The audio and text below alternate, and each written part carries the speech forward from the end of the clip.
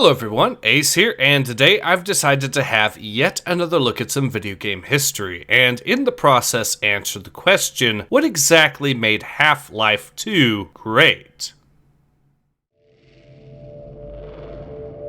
Rise and shine, Mr. Freeman. Rise and shine. Not that I wish to imply you have been sleeping on the job.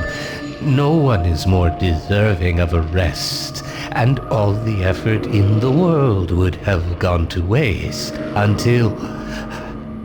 well, let's just say your hour has come again.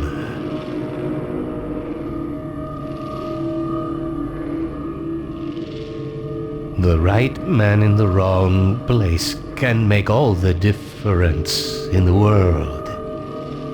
So wake up, Mr. Freeman. Wake up and smell the ashes.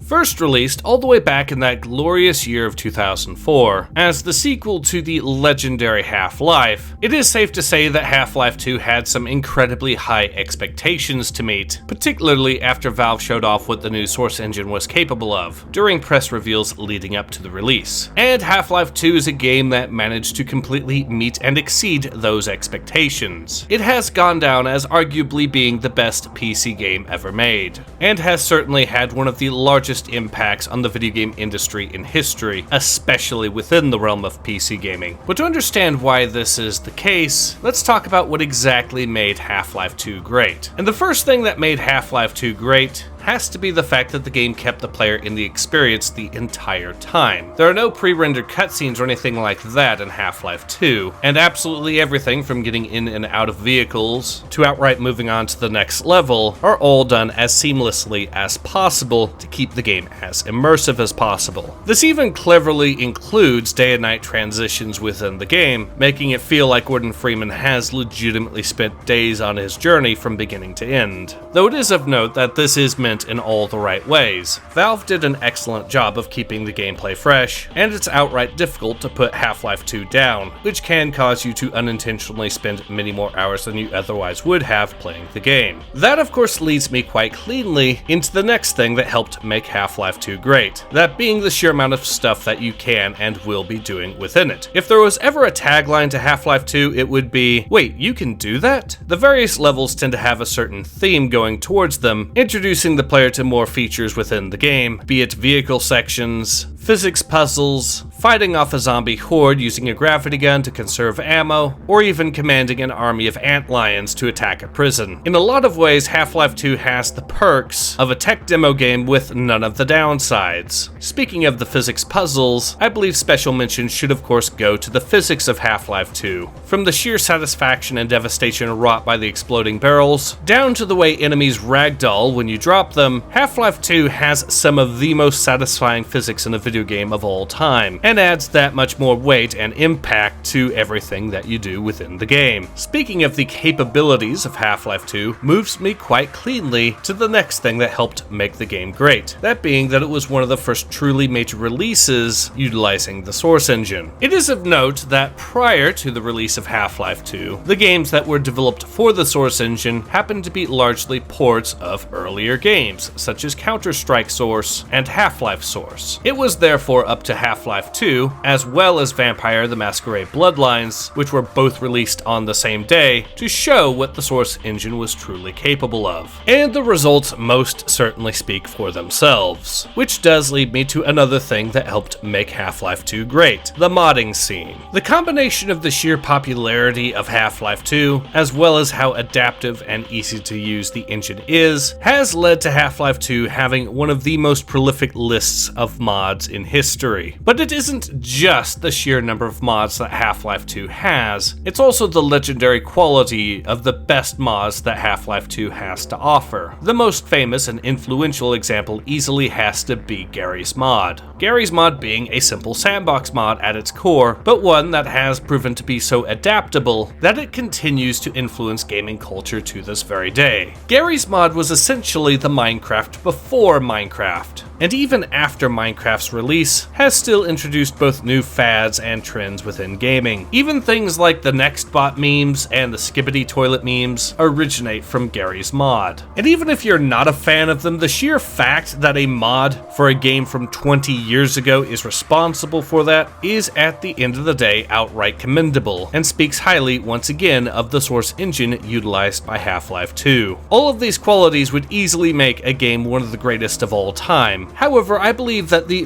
biggest impact, the most important factor of making Half-Life 2 great, needs to be brought up now. That being that Half-Life 2 was the game that popularized Steam. To be clear, Half-Life 2 was not the first game to be released on Steam. However, much like with the source engine, previous games on Steam were relatively minor releases, all things considered. It is quite clear that Steam needed a killer app in order to be a success, and it was up to Half-Life 2 to become that killer app, a role that it performed spectacularly. The decision to require Steam to be installed in order to play Half-Life 2 was, let's be honest, a form of DRM. However, the benefit in the long run, it turns out, was that Valve had successfully laid the foundation for creating the largest gaming storefront in human history. A storefront that would serve as a bulwark in the next few upcoming years when gaming journalists and major publishers were arguing that PC gaming was dead and, let's be honest, were actively trying to kill off PC gaming altogether. It was in those dark times that Valve's Steam was outright instrumental in keeping PC gaming alive and eventually in leading to its second great rise, despite the best efforts of the video game industry at large. And once again, the game that laid down the foundation of Steam's popularity, the killer app that made Steam a must-have for PC gamers, was, at the end of the day, Half-Life 2. It is simply not possible to say enough good things about Half-Life 2 or overstate what exactly Valve was able to accomplish with this game. They were able to effectively write the history of video games with this one title, and in some regards, the very fate of PC gaming